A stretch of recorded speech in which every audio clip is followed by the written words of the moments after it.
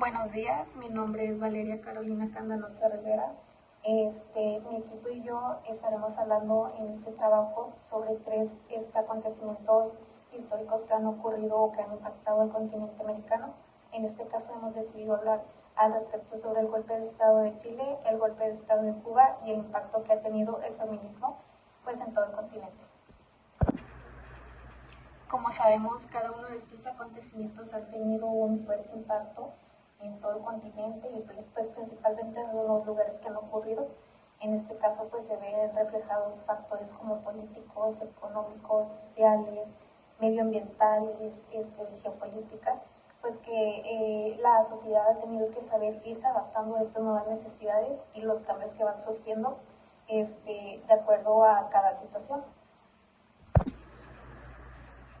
En el transcurso de este trabajo es que vamos a ir desarrollando la manera en que cada uno de los sectores que ya mencioné y los demás actores, cómo es que han sabido reaccionar ante tal problemática, qué decisiones tomaron, cómo trataron de controlar la problemática o contrarrestar los efectos, así como la manera en que la sociedad ha tenido que irse sabiendo adaptar a estas nuevas necesidades y cómo es que se transmite esta visión hacia un plano internacional. En este caso, a lo largo de todo el continente americano.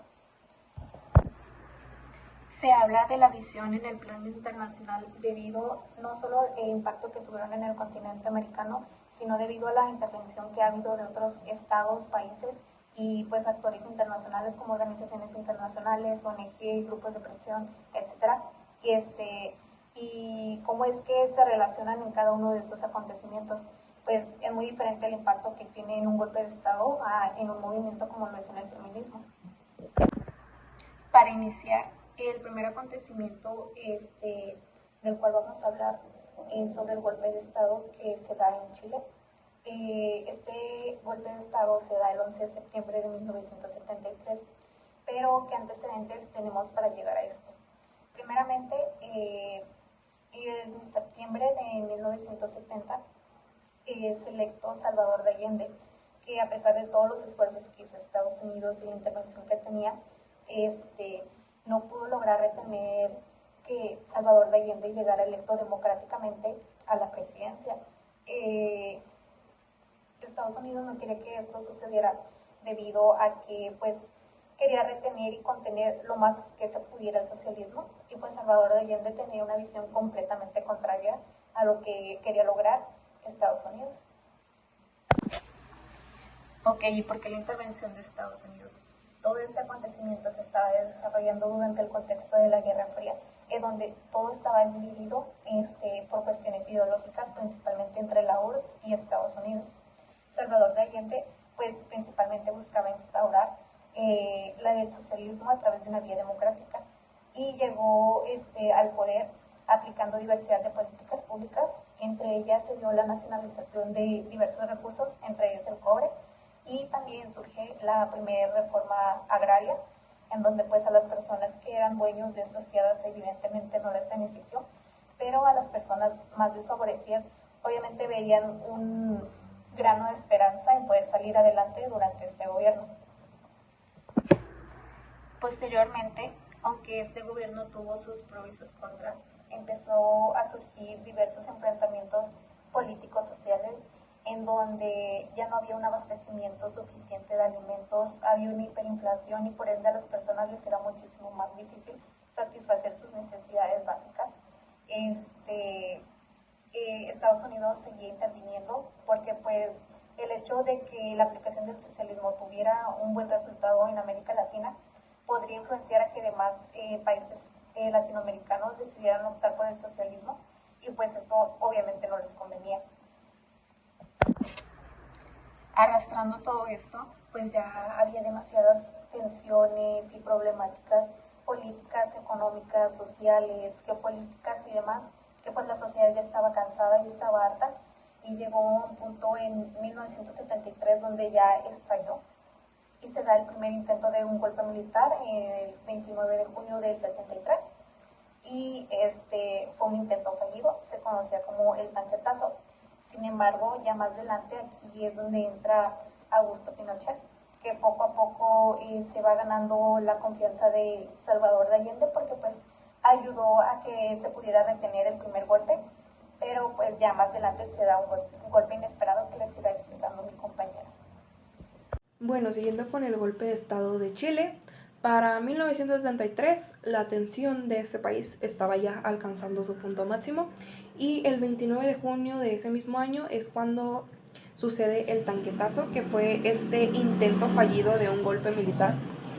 que fue el que como que evidenció al gobierno de Allende, evidenció la fragilidad que tenía el gobierno de Allende y la disposición que tenían las Fuerzas Armadas para actuar.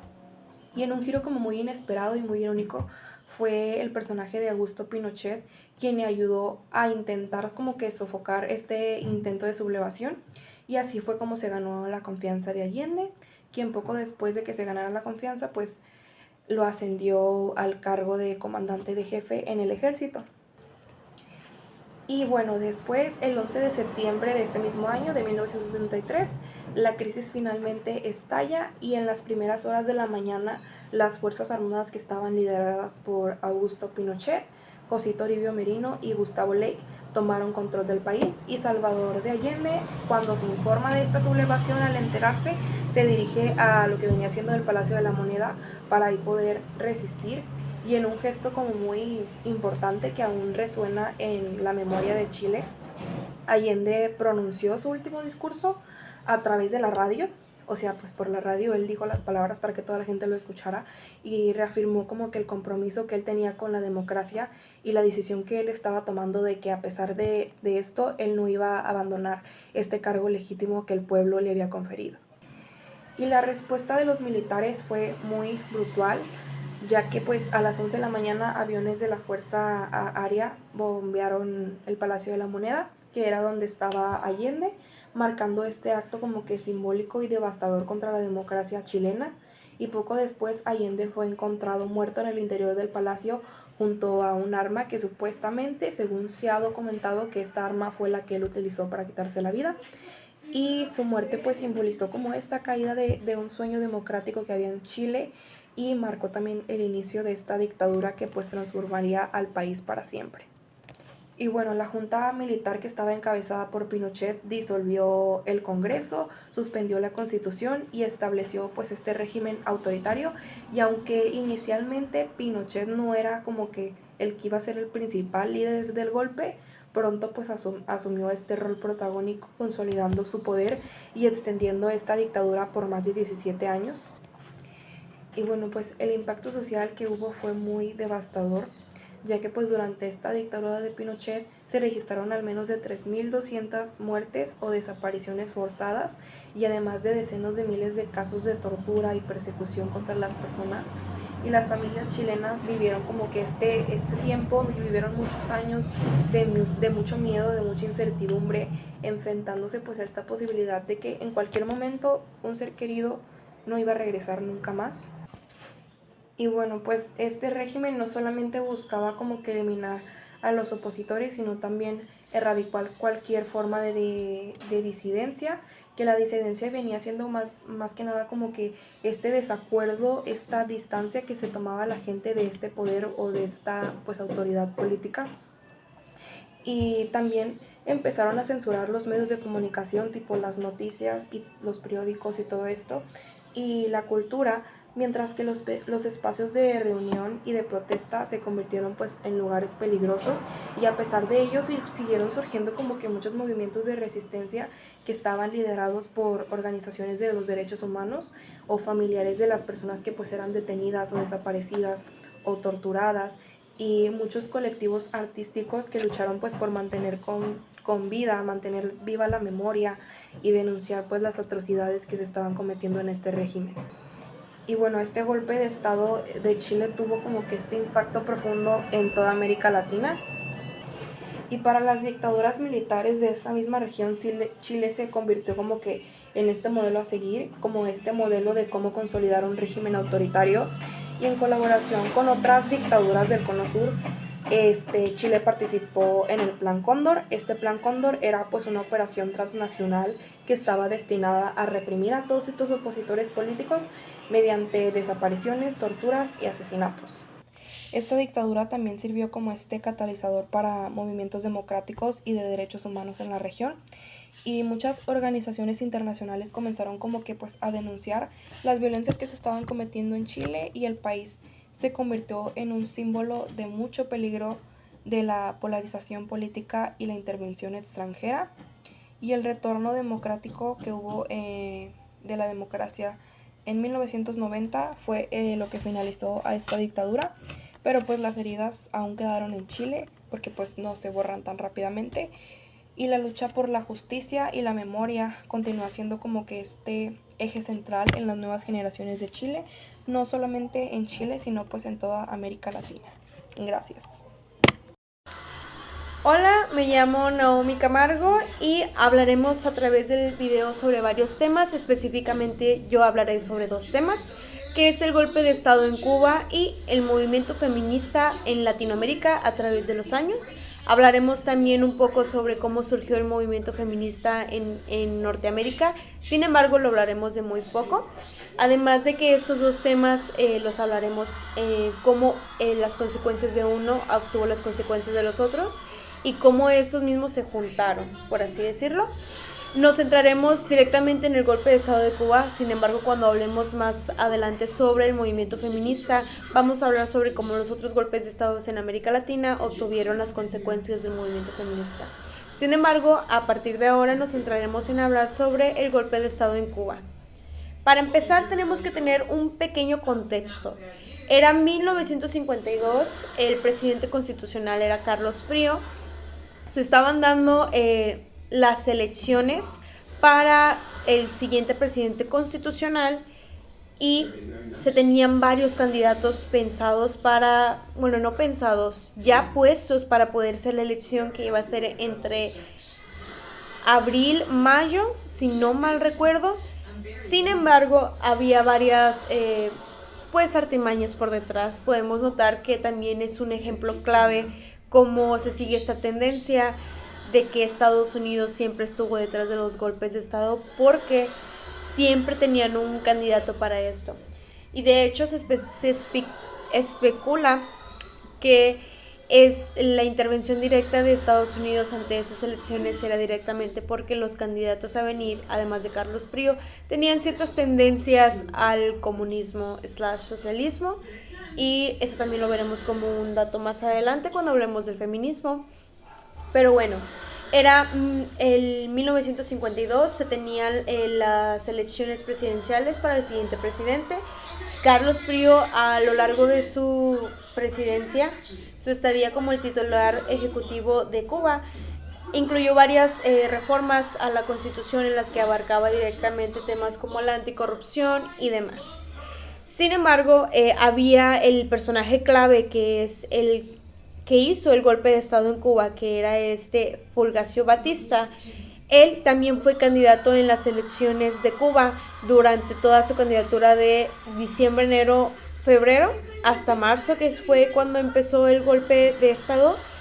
Sin embargo, él no era un personaje el cual tuviera mucha carisma, por lo tanto no tuvo popularidad a través de los años, más que nada a través de las elecciones, Entonces, él optó por generar un golpe de estado porque él quería gobernar Cuba. Este golpe de estado fue financiado por Estados Unidos, es lo que se marca en la historia, y el 10 de marzo de 1952 fue cuando tomó el estado de Cuba a través de una dictadura militar. Este golpe de estado duró específicamente 10 años. Además de que duró 10 años, fue el primer antecedente para lo que es la Revolución Cubana, que es cuando aparece esta figura revolucionaria de Fidel Castro, que se ve a través de lo que es Cuba el día de hoy y su régimen. Hablaremos directamente sobre los cambios específicos que tiene este personaje, Fulgencio Batista, en su dictadura de 10 años, en la cual él buscó reestructurar específicamente el poder legislativo para poder reelegirse democráticamente durante varios años más. Sin embargo, los principales consecuencias que se ven que eran positivas es que era que el cambio económico había cambiado a uno mejor, entre otras. Sin embargo, de manera social veíamos muchas afectaciones. Estas afectaciones eran tantas que empezaron a crecer la desigualdad social, la desigualdad económica, empezó a crecer también el maltrato a la mujer, que es una de las consecuencias que veremos más adelante cuando hablemos del feminismo y demás. Ya después, en 1959, fue cuando se hizo esta revolución cubana, que fue encabezada por Fidel Castro. Este buscaba eliminar el sistema político neocolonial, de Batista, y buscaba poder generar un cambio directo sobre todo el sistema político y económico que tenía Cuba en el momento. Estaba buscando la nacionalización de las propiedades, de los recursos naturales, además de fundamentar obviamente su gobierno con un gobierno comunista y socialista. Ahora, las consecuencias que trajo este golpe de Estado, además de los otros golpes de Estado en América Latina, fueron creciendo de manera paulatina. Podemos ver cómo la represión hacia los medios de comunicación y hacia las protestas de las personas crearon descontento social. No solamente crearon descontento social, crearon un entorno idóneo para que las violencias crecieran. Específicamente, y aquí vamos a empezar a hablar del tema del movimiento feminista en México y en los países latinoamericanos. Ahorita especificaré por qué hablo de México. Vemos que esta desigualdad social creció tanto, y no solamente la desigualdad social creció tanto, crecieron otros tipos de violencias, específicamente la de la mujer, donde durante estos golpes de Estado los feminicidios empezaron a crecer. No solamente los feminicidios empezaron a crecer, aunque no se le llamaba como tal a la muerte de las mujeres como feminicidio en esos tiempos, el asesinato a las mujeres iba en incremento por temas de género. No solamente eso, era obvio que durante los años de 1950, durante mucho tiempo,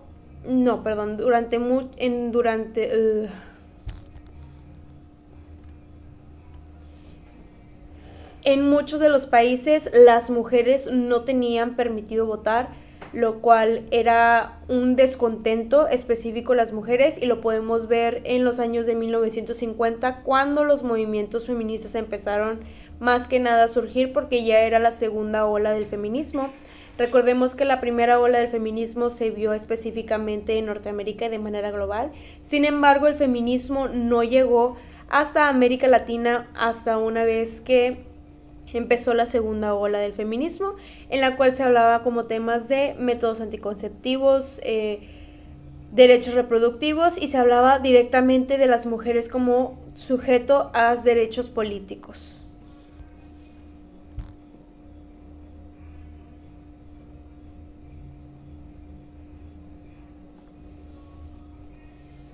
Sin embargo, tenemos que hablar de un antecedente importante en el feminismo de América Latina que sucedió aquí en México, específicamente en Yucatán, donde se dio el primer Congreso Feminista de Yucatán en 1916. Específicamente este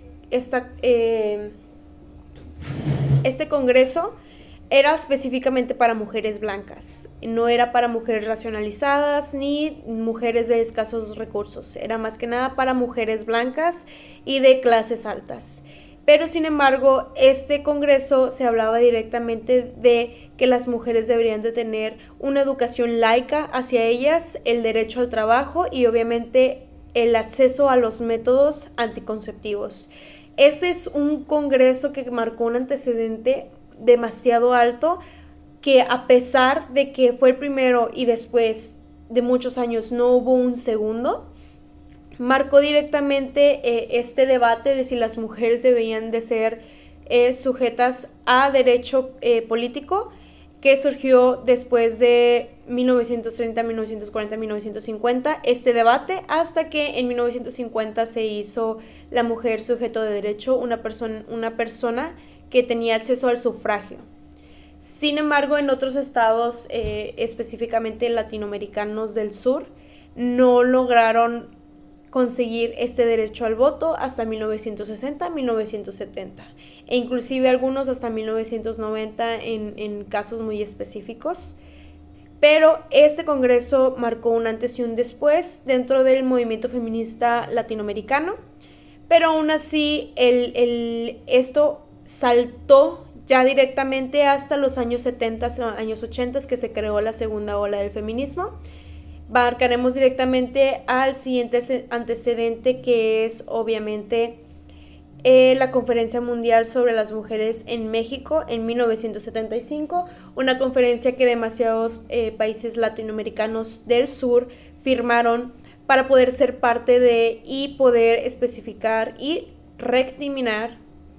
los derechos de las mujeres y cómo harían leyes específicamente para poder distinguir y crear,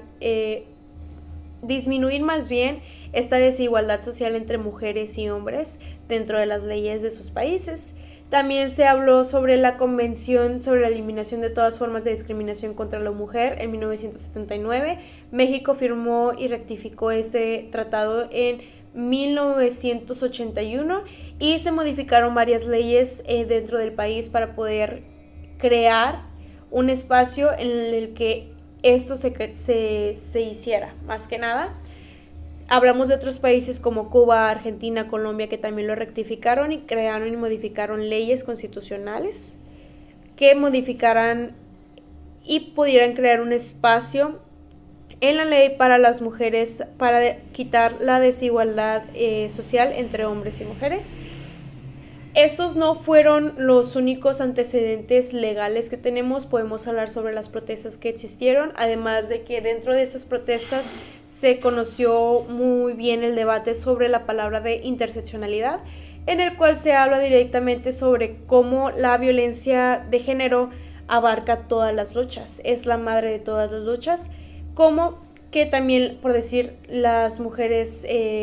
no solamente viven violencias de género, también viven violencias de racismo, de colorismo, de xenofobia, de otros tipos de violencias como la homofobia, etcétera, etcétera. Esto es la interseccionalidad, es una característica única del feminismo latinoamericano y cómo abarcaron muy bien este concepto de interseccionalidad que viene directamente de otro movimiento que se le llama el anticolonialismo o descolonialismo, en el que hablan sobre cómo el colonialismo y la colonia española tiene sus antecedentes de poder hasta el día de hoy y cómo sus sistemas de violencia fueron abarcándose hasta crear el machismo, la misoginia, el racismo y demás.